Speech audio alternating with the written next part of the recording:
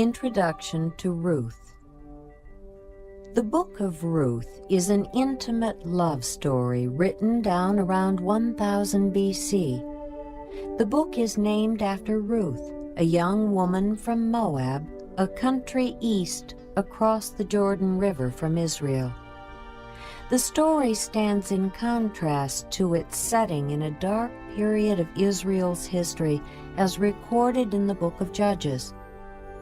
During this period, the nation Israel began to worship idols. Through the influence of her mother-in-law, Ruth, a young widow, turns from the idols of Moab to follow the one true God. Once in Israel, God leads Ruth to a man named Boaz, whom she eventually marries.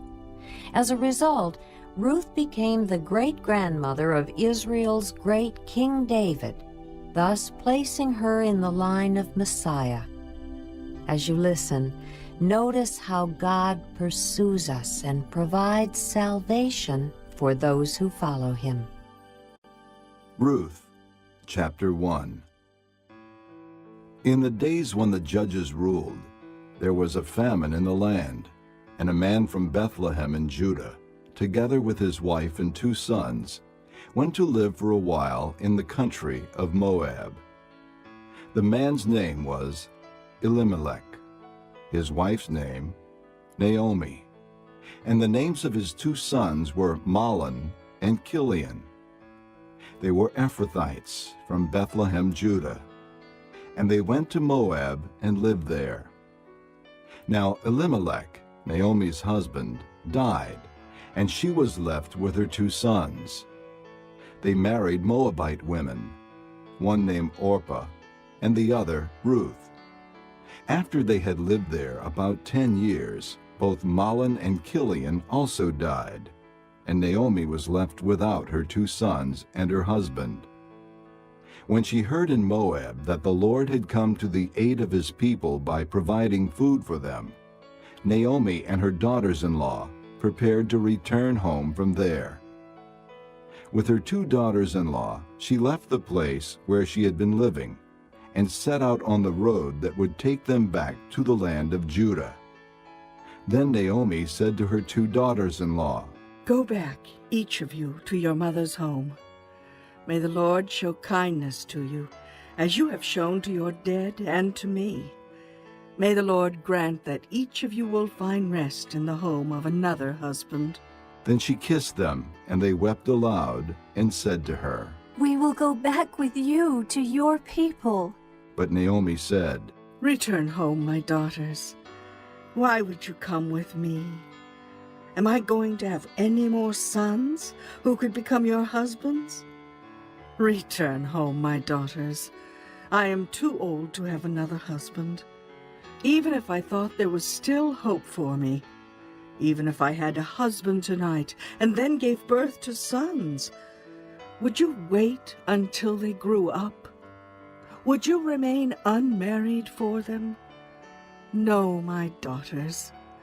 It is more bitter for me than for you, because the Lord's hand has gone out against me." At this they wept again. Then Orpah kissed her mother-in-law goodbye, but Ruth clung to her. "Look," said Naomi, "your sister-in-law is going back to her people and her gods. Go back with her." but Ruth replied, "Don't urge me to leave you or to turn back from you. Where you go, I will go, and where you stay, I will stay. Your people will be my people, and your God, my God. Where you die, I will die, and there I will be buried. May the Lord deal with me, be it ever so severely, if anything but death separates you and me."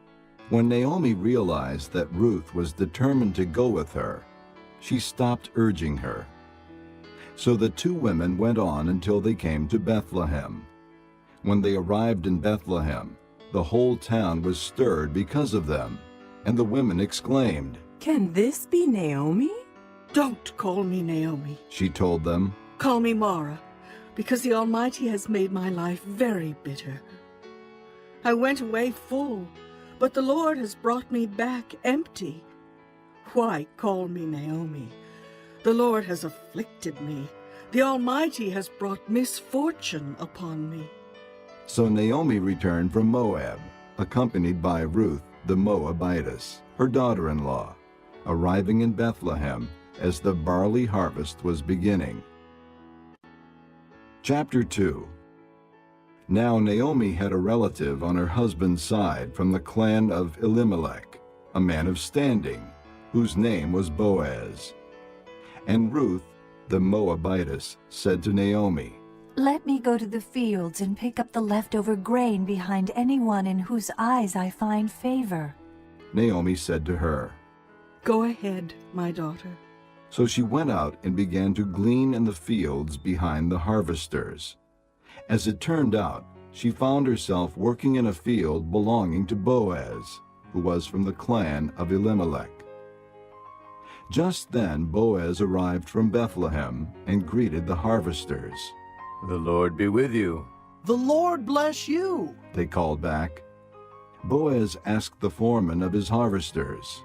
"Whose young woman is that?" The foreman replied, "She is the Moabitess, who came back from Moab with Naomi. She said, 'Please let me glean and gather among the sheaves behind the harvesters.' She went into the field and has worked steadily from morning till now, except for a short rest in the shelter." So Boaz said to Ruth, "My daughter, listen to me. Don't go and glean in another field, and don't go away from here. Stay here with my servant girls. Watch the field where the men are harvesting, and follow along after the girls. I've told the men not to touch you. And whenever you are thirsty, go and get a drink from the water jars the men have filled." At this she bowed down with her face to the ground. She exclaimed, Why have I found such favor in your eyes that you notice me, a foreigner? Boaz replied, "I've been told all about what you have done for your mother-in-law since the death of your husband. How you left your father and mother and your homeland and came to live with the people you did not know before. May the Lord repay you for what you have done. May you be richly rewarded by the Lord, the God of Israel, under whose wings you have come to take refuge." May I continue to find favor in your eyes, my lord. she said. You have given me comfort and have spoken kindly to your servant, though I do not have the standing of one of your servant girls. At mealtime Boaz said to her, "Come over here. Have some bread and dip it in the wine vinegar." When she sat down with the harvesters, he offered her some roasted grain. She ate all she wanted and had some left over. As she got up to glean, Boaz gave orders to his men. Even if she gathers among the sheaves, don't embarrass her. Rather, pull out some stalks for her from the bundles and leave them for her to pick up, and don't rebuke her. So Ruth gleaned in the field until evening. Then she threshed the barley she had gathered, and it amounted to about an ephah.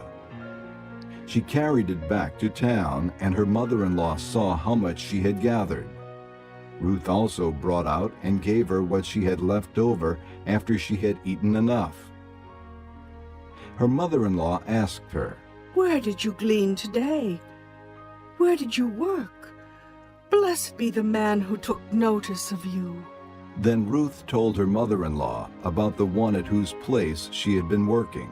The name of the man I worked with today is Boaz. She said. "The Lord bless him. Naomi said to her daughter-in-law. He has not stopped showing his kindness to the living and the dead." She added, "That man is our close relative. He is one of our kinsman redeemers."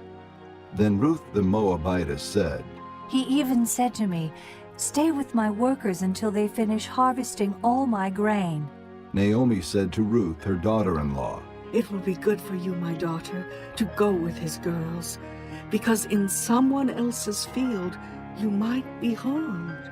So Ruth stayed close to the servant girls of Boaz to glean until the barley and wheat harvests were finished, and she lived with her mother-in-law. Chapter 3. One day, Naomi, her mother-in-law, said to her, My daughter, should I not try to find a home for you, where you will be well provided for? Is not Boaz, with whose servant girls you have been, a kinsman of ours? Tonight he will be winnowing barley on the threshing floor. Wash and perfume yourself, and put on your best clothes. Then go down to the threshing floor, but don't let him know you are there until he has finished eating and drinking. When he lies down, note the place where he is lying. Then go and uncover his feet and lie down. He will tell you what to do. I will do whatever you say. Ruth answered. So she went down to the threshing floor and did everything her mother-in-law told her to do. When Boaz had finished eating and drinking and was in good spirits, he went over to lie down at the far end of the grain pile.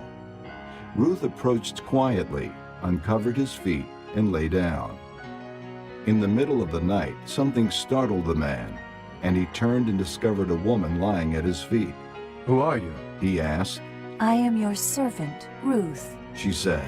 Spread the corner of your garment over me, since you are a kinsman redeemer. The Lord bless you, my daughter. He replied.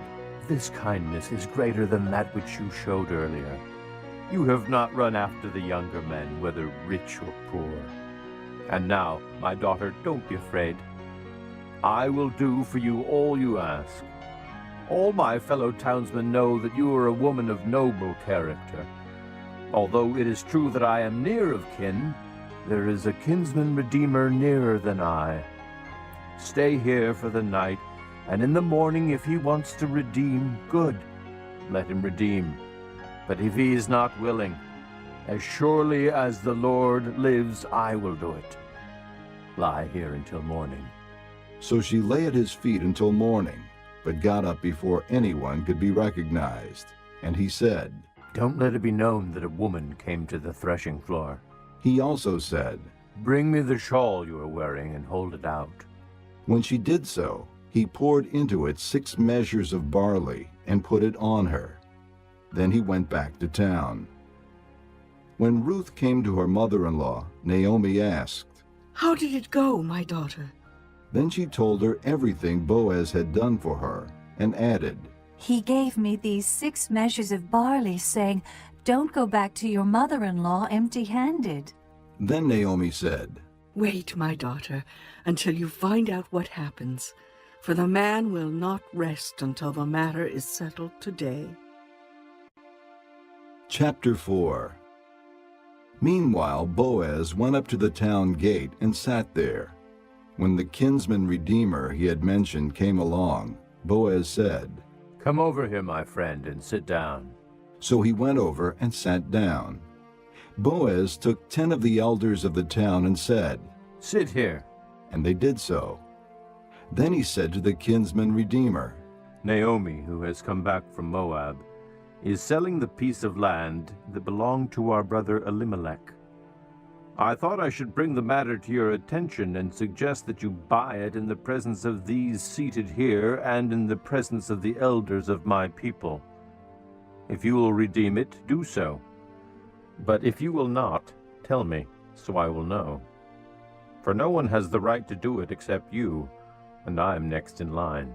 I will redeem it, he said. Then Boaz said, On the day you buy the land from Naomi and from Ruth the Moabitess, you acquire the dead man's widow in order to maintain the name of the dead with his property.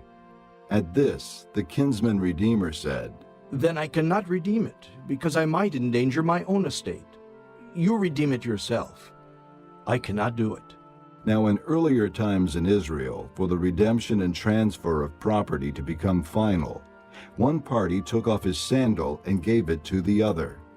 This was the method of legalizing transactions in Israel. So the kinsman redeemer said to Boaz, Buy it yourself. And he removed his sandal.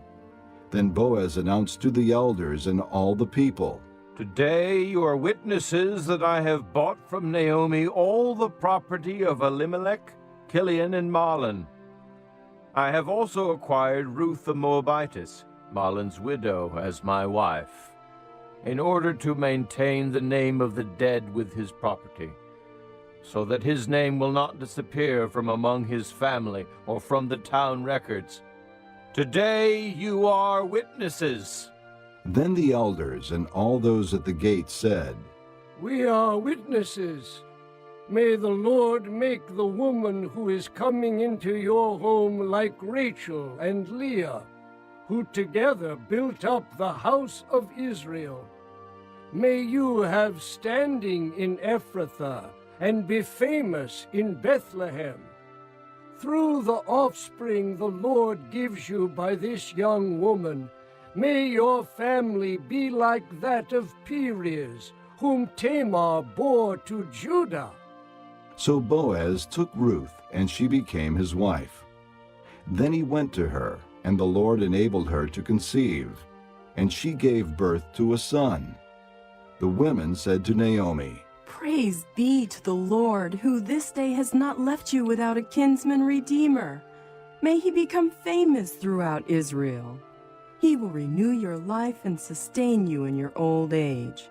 For your daughter-in-law, who loves you and who is better to you than 7 sons, has given him birth.